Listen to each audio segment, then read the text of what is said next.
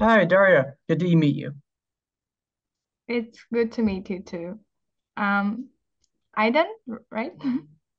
That's With correct. Yeah, oh. Do you believe that the world is becoming multipolar? I certainly think it is. I think with the accession of new members to the BRIC and especially the pace of de-dollarization, I think it's a given. I think the attacks by the Ansarallah in terms of the Red Sea in support of Palestine, for example, have accelerated this process by showcasing the weakness of the US, UK, NATO, Canada hegemon. And I most certainly think that the world is moving away from reliance and most of all submission to the United States. Now, for Canada's own part of it, I think Canada will likely reject the multipolar world for a long time. I think my country will sadly continue to push for unipolarity because the Canadian position for a long time has been to be a junior partner, a accomplice to the United States and its crimes. Now, Canada will certainly engage in its own misdeeds, in its own horrific imperialism, and of course, needless to say, the genocide of Indigenous nations at home. But more than anything, the reality is that the multipolar world is developing, regardless of what Canada wants, regardless of what the US wants, regardless of what the broader West wants to suppress the process of the peoples in the global South. That process is not going to be defeated. What do you consider is driving the rise in global military and political conflicts?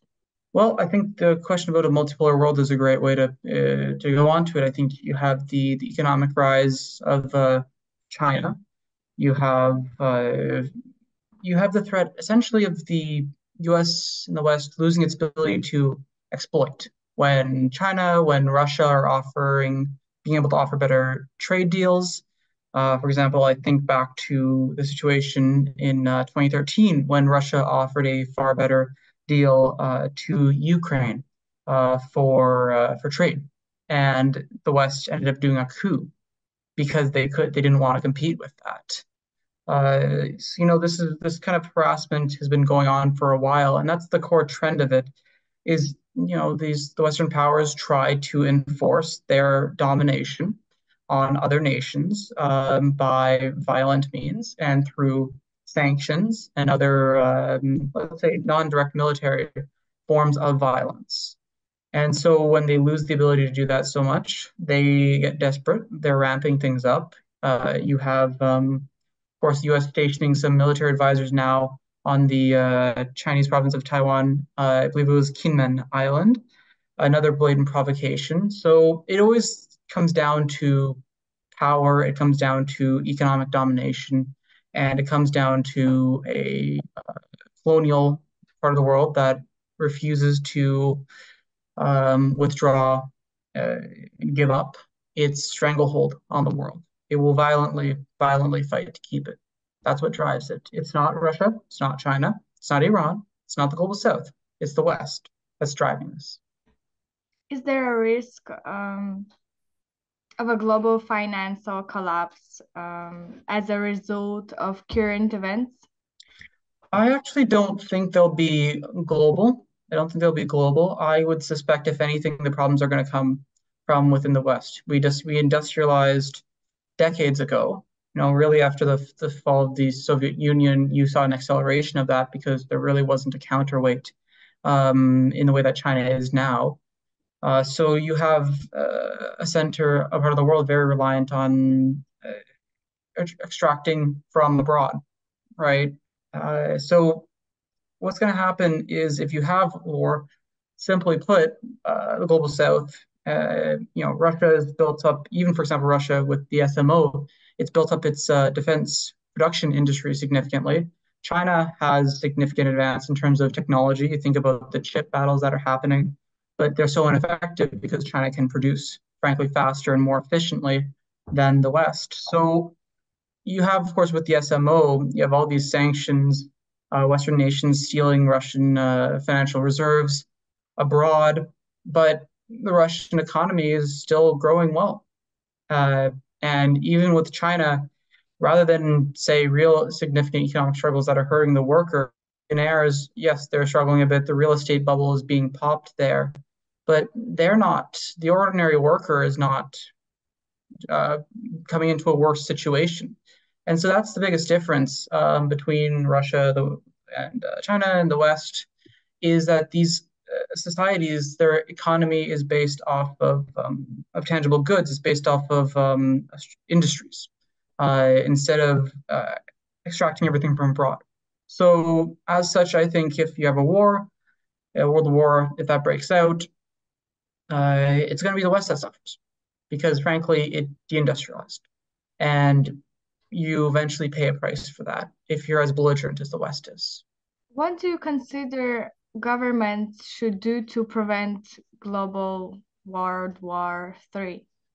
Well, I would say in Canada and the US, I would say one thing is humble pie in the simplest words. You can't maintain your imperial domination of the world forever. It would be, I think, more than anything, it would be coming to grips with reality. It would be coming to grips with reality because that's because the West is the problem. The West is the problem here. And I would say within that vein, you have Canada and the US. You think US Operation Paperclip. You have Canada with the importation of thousands and thousands of Nazis after World War II. I've written all about this. The Nazis, the anti-communists that came in, right? Essentially, those groups would have to be they would have to no longer be given favor in the way they are by the government. That would be one thing that would have to happen to make it sustainable to see a shift in policy. But do I see that happening? No, because these groups, these extremist factions of diasporas, for example, the Ukrainian diaspora in Canada, the Banderites, who make up a majority, sadly, uh, you know, they're used by the Canadian government. They're used. It's mistaken to think that they came in and shifted things. They were used, just like other these extreme diasporas were used. So more than anything, that's going to be what it takes. Now, I think one day people could do more in Canada, but the organizing scene is it's very lackluster, unfortunately. The organizing around Palestine is the one exception. It's firm, but the reality is that the organization on the ground is presently not there. So in the short term, it would take a mentality shift in the ruling elite. But the reality is that shift isn't going to happen. If any shift does happen over time, it's going to be the people forcing it. So we'll see what happens there. What do you believe should be done to promote human prosperity and remove divisions, hunger, and social inequality? Yeah, that's a big question. I'll give a general element of things. I think we need to see an era where the West pursues diplomatic and economic cooperation with China, with Russia, with the global South. It would require, frankly, it would require a withdrawal of, the U.S. military forces abroad. I would think Canadian forces abroad too. It would require an entire shift from the behavior of, realistically, you would have to have the Western powers drop imperialism.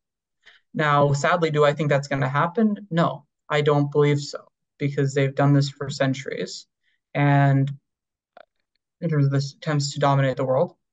And unfortunately, I think the only way that they're going to be brought to heel uh, is they're going to attack the global south. They're potentially going to attack further Russia or China, and they're probably going to be militarily defeated. I very sadly think that's the only way you're going to see a humbleness emerge from the West. And I truly, with everything in my heart, hope that the situation does not arise. But given the behavior and the rhetoric in my own in country, in Canada, from the newspapers, from the government, from the groups like the Banderites, these diaspora factions that are very extremist, that is unfortunately, I fear that's what's going to happen. So we could see a world where there's cooperation and peace, but unfortunately, the ruling powers in the West, in Canada, don't want that. And that's just a hard thing that people have to swallow. How do you think what people can do to be heard by governments? I think more than anything, the development of political organizations is very important. I've seen many complaints on social media, but I think more than anything, what government considers is boots on the ground, is people mobilizing. So I would say, in the simplest terms, organization, and then the necessary spirit and bravery. Because unfortunately, here in the West, many people seek to just get by and will be quiet on an issue unless it's safe. For example, the Palestine issue has changed to where it's pretty safe overall to advocate for a ceasefire. You may face severe repercussions, but you'll have people that would line up to defend you for example, on that issue. So that's an issue where people can do that without stepping forward. But for example, the peoples of the Donbass, if you got targeted in Canada for standing up for them, for supporting them, you would not get help. And unfortunately, it's people would have to be willing to make sacrifice to do that. So organization and a willingness to sacrifice comes to pursue the cause. I would say those are the two most basic things. Do you have something to add on these topics? For now, I wouldn't say so. I simply uh, hope the Canadian people will take the newfound action that they've taken towards support for Palestine, and I would hope that they see the battles against the violence and the imperialism of the West, and they take action towards other targets of the West in a similar manner and expand their work and take braver and bolder steps. For example, I would love to see them one day stand with the people of the Donbass, but we'll see what happens.